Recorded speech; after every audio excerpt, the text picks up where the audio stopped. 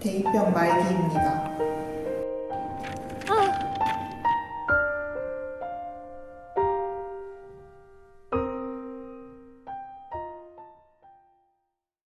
안녕하세요. 누구에게나 한 번쯤 찾아오는 대입병, 슬기롭게 극복하고 싶지 않나요? 저희는 오늘 저희가 대입병을 직접 극복한 경험을 바탕으로 극복 방법 4가지에 대해 소개할 해양융합공학과 3학년 이다희 권세희입니다. 대학생들의 사춘기, 이른바 대입병이란 자신의 전공과 불투명한 미래에 대한 불안감으로 무기력함이나 우울함 등을 느끼는 심리적 상태를 의미합니다. 대입병은 중학교 2학년 또래의 학생들이 흔히 겪는 중2병이라는 단어에서 파생된 단어로 중2병을 겪는 학생과는 달리 자신감과 자존감이 낮아진다는 특징이 있습니다.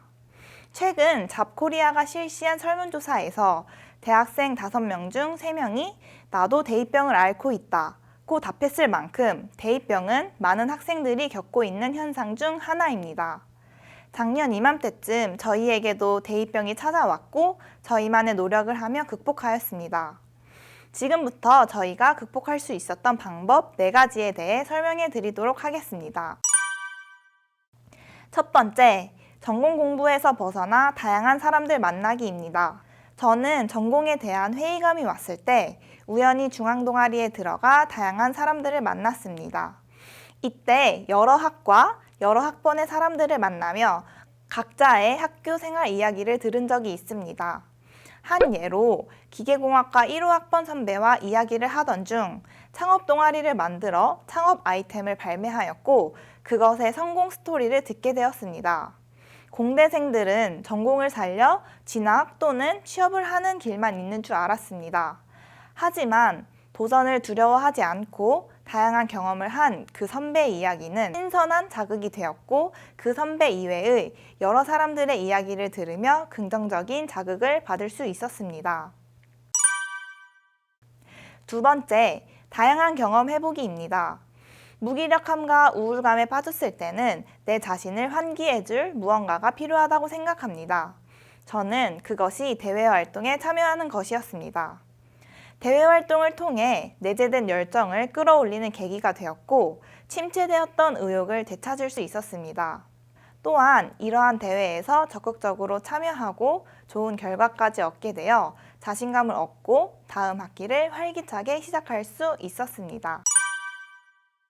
세 번째, 현재 전공이 아닌 다른 분야로의 진로가 고민될 때는 그 분야를 직접 경험해보는 것을 추천합니다.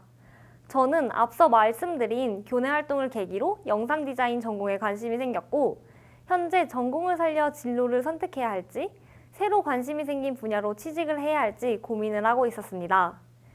저는 이때 경험해봐야 알지 직접 부딪혀보자 라고 다짐하였고 해당 전공의 실무 중심 수업을 신청하여 한 학기 동안 수강하였습니다. 직접 경험해보니 관심 있었던 분야의 속속들이를 알게 되었고 제가 기대했던 것과는 다르다는 것을 인지하였습니다. 이는 전공에 더 집중하게 되는 계기가 되었고 현재는 전공 관련 역량을 키우며 진로를 구체화시키고 있습니다.